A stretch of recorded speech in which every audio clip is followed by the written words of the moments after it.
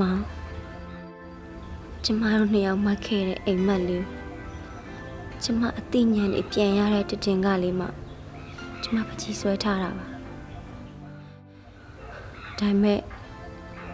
အဲ့ဒီအိမ်မက်လေးကိုကျမတို့ဒီဘဝမှာအမှတ်ခွင့်မှမရှိတော့တာပဲမောင်ရဲ့အဲ့ဒါကြောင့် next life လို့ခေါင်းစဉ်ပေးလိုက်တာပါနောက်ဘဝကျမှပဲအဲ့ဒီအိမ်မက်လေးကိုအကောင့်ထဲပေါ်ကြပါစို့နော်ကျမကိုကျေးဇူးပြုပြီးလိုက်မရှာပါနဲ့နော်မောင်ပင်မမဆိုးလို့ပါချစ်တယ်မောင်အရန်ချစ်တယ်